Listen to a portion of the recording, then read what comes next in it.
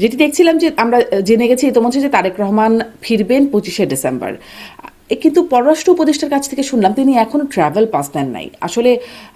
মানে টিকিট কাটা বা এই এই বিষয়গুলোর জন্য তো পাসপোর্ট নাম্বার বা কোনো একটা ডকুমেন্ট দরকার হয়। ব্যাপার পাটোয়ারি মানে তার ফেরার ব্যাপারে কোনো অনিশ্চয়তা আর আছে কি? কারণ আরও তো অনেক ব্যাপার আছে, নিরাপত্তার যে বিষয়গুলো নিয়ে এতদিন কথা হচ্ছিল সেটি তো আরও বেশি বলে মনে হচ্ছে। এখন নাকি হিট লিস্ট চলছে, আরও নাকি আততায়ীরা ঢুকছে, অনেক ঘটনাই নাকি ঘটছে।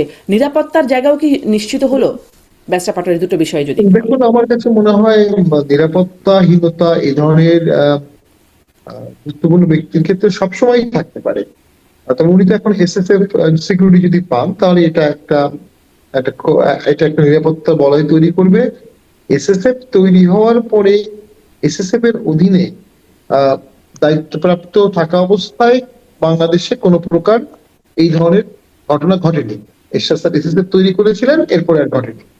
নাও, ট্রাভেল পাসের যে বিষয়টা, এটা আমার কাছে কিন্তু তিনি কি খুবই এসএসএফ নিরাপত্তা পাবেন? এটা তো কোথাও আমরা মানে এটা পাবেন কি? শুনিনি। তার নিরাপত্তার জন্য চিন্তা করা হচ্ছে। আমি মনে করি তাকে এসএসএফ নিরাপত্তা দেওয়া উচিত, আচ্ছা, আপনি মনে যেহেতু করছেন, তীব্র হ্যাঁ। নিরাপত্তা ঝুঁকি ওনার মধ্যে আছে।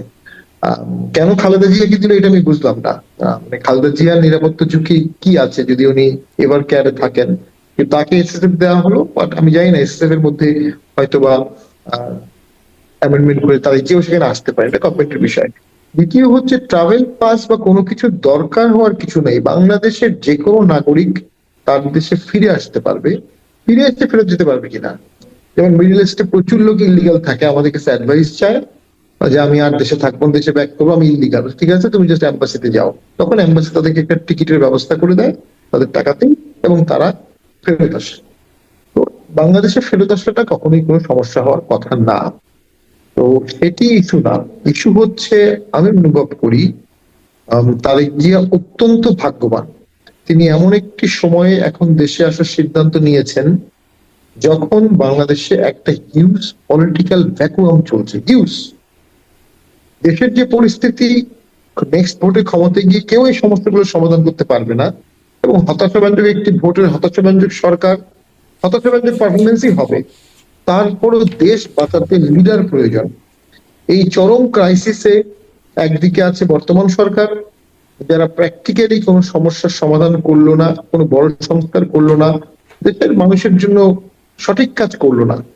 আর একদিকে আছে আন্দোলনকারী, অতি উজ্জীবিত, অতি অতি অ্যান্টি ইন্ডিয়ান, অতি ইসলামিস্ট, এই সবগুলো বলয়, যারা একটা যুদ্ধ করাটাকে সমাধান ভাবছে, একটা যুদ্ধ লাগাটাকে সমাধান ভাবছে।